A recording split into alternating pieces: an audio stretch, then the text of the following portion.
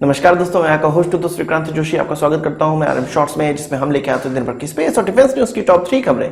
तो चलिए जान लेते हैं। वीडियो की शुरुआत करने से पहले मैं आपको बता देना चाहता हूं कि हमारी वेबसाइट स्टार्ट हो गई है, जिसका नाम है कैप्टन एंट्रिक्स। आपको लिंक डिस्क्रिप्शन में मिल जाएगा और आपको स्क्रीन पे इस वेबसाइट का पूरा लिंक देखने को भी मिल रहा होगा। हम इस वीडियो के माध्यम से जो भी खबर आपको बताते हैं, मुझे पता है कि वो आपके लिए काफी नहीं होती हैं, तो इस वीडियो के अलावा आप हमारी वेबसाइट को भी चेक कर सकते हैं, जिसमें आपको बहुत ढेर सारी डिफेंस और स्पेस न्यूज मिलती रहेगी। और इसकी खास बात यह है कि आने वाले समय में 2, 3 या 4 दिन बाद जब कंपैटिबिलिटी इसकी हिंदी की भी हो जाएगी, तो हम इसमें हिंदी की खबरें भी डालना स्टार्ट कर देंगे, जो कि आपको कहीं भी नहीं मिल सकती है अभी इंटरनेट पे डेडिकेटेड स्पेस और डिफेंस की न्यूज इन हिंदी। तो विजिट जरूर करिएगा हमारी वेबसाइट को। कोई भी सजेशन होगा आप कमेंट बॉक्स में जरूर बताइएगा और रेगुलर डोज आपको डिफेंस और स्पेस न्यूज का इस वेबसाइट पे मिलता रहेगा। अपनी सबसे पहली खबर की शुरुआत करेंगे हम लोग इसरो से, इसरो का गगनयान से। जब से प्रधानमंत्री ने यह अनाउंसमेंट किया है कि भारत का कोई व्यक्ति 2022 में गगनयान में अंतरिक्ष में जाएगा, तब से सभी लोग जो भी इसरो के जानकार हैं या इसरो में पहले काम कर चुके हैं या साइंटिस्ट हैं, वो अपने अपने कयास बता रहे हैं कि यह प्रोजेक्ट कंप्लीट हो सकता है, यह मिशन कंप्लीट नहीं हो सकता है। ये सारी चीजों के बारे में ब्यौरा दे रहे हैं। तो इसरो के पूर्व चेयरमैन माधवन नायर का अब बयान सामने आया है। उनका कहना है कि हमें अमेरिकन और रशियंस की सहायता लेनी चाहिए इस प्रोजेक्ट में, क्योंकि मैंने आपको बताया हुआ था कि जो भारत के पास नहीं है वो है एस्ट्रोनॉट ट्रेनिंग फैसिलिटी और स्पेस का एनवायरनमेंट देने वाली फैसिलिटी। ये दोनों फैसिलिटी भारत के पास नहीं है और निकट भविष्य में जल्द ही इसके डेवलप होने की कोई संभावना नहीं है। तो उनका कहना है कि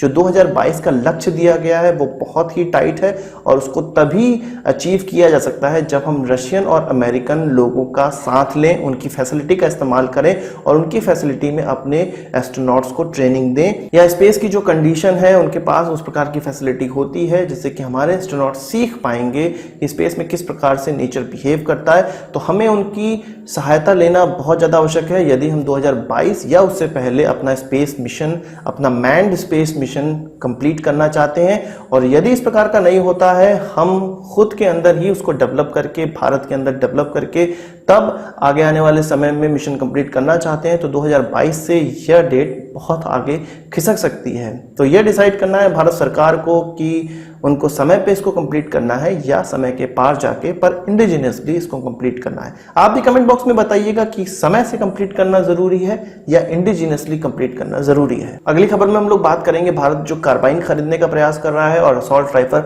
खरीदने का प्रयास कर रहा है फास्ट ट्रैक प्रोसीजर के द्वारा। असॉल्ट राइफल की जो संख्या है वो 72,400 है और जो कार्बाइन खरीदने का प्रयास कर रहा है वो लगभग 93,000 है। तो अब इसमें थोड़ी सी और प्रोग्रेस हुई है। मैंने आपको बताया था कि ब्रिगेडियर रैंक के एक आर्मी ऑफिसर की लीडरशिप में 9 सदस्यीय कमेटी बनाई गई थी, जो कि विदेशों में जाके अलग अलग कंपनियों में जो भी असॉल्ट राइफल या कार्बाइन्स बन रही हैं उनको टेस्ट करेगी और उसके बाद फाइनल करेगी कि किस कंपनी को कॉन्ट्रैक्ट देना है। तो 12 इस प्रकार की विदेशी कंपनियां चुनी गई थी, जिसमें कि ये टीम जाने वाली थी और उनके हथियारों को टेस्ट करने वाली थी। तो इनमें से 3 कंपनियां असॉल्ट राइफल के लिए चुनी गई हैं और 4 कंपनियां कार्बाइन्स के लिए चुनी गई हैं।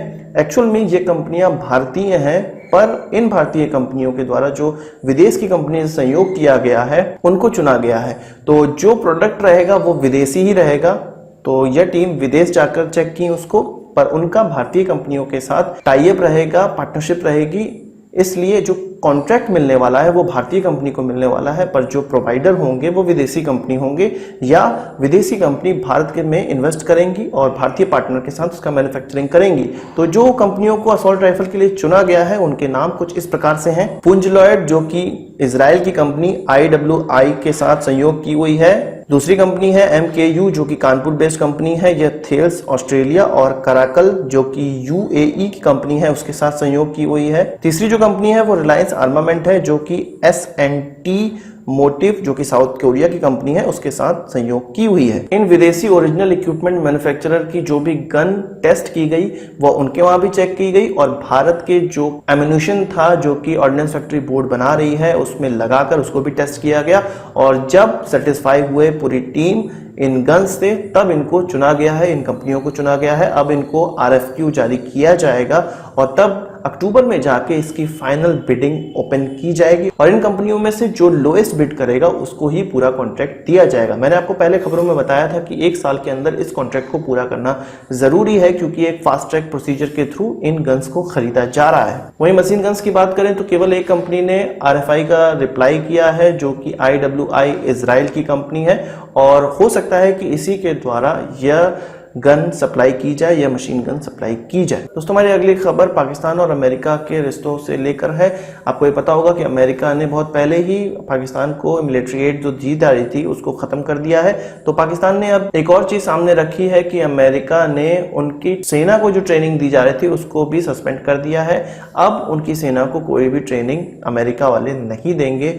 इससे पहले आपको एक खबरों में पता चल गया होगा कि पाकिस्तान के साथ रशियन ने हाथ मिला लिया है उनकी सेना को ट्रेन करने के लिए। तो जाहिर सी बात थी कि अमेरिका से उनका हाथ छूटना ही था। अमेरिका उनकी सेना को इसलिए ट्रेनिंग दे रहा था कि अफगानिस्तान में जो भी आतंकवादी हैं उनसे लड़ने में पाकिस्तान को हेल्प हो, पर अमेरिका का यह कहना है कि पाकिस्तान खुद ही आतंकवादियों का घर बना हुआ है, तो वह दूसरे देश के आतंकवादियों से कैसे लड़ सकता है, इसलिए वह उनको कोई भी ट्रेनिंग अब आगे आने वाले समय में नहीं देंगे। वहीं पाकिस्तान यह कहता है कि तालिबान से लड़ते हुए उनके जितने सैनिक मर गए हैं उतने अमेरिका और नाटो के कुल मिला के भी तालिबान में नहीं मरे हैं। तो दोनों के ही अपने अपने पक्ष हैं। सिंपल सी बात यह है कि पाकिस्तान और अमेरिका के रिश्ते बिल्कुल ही खराब हो चुके हैं और अब पाकिस्तान रशिया की तरफ ज्यादा झुक चुका है।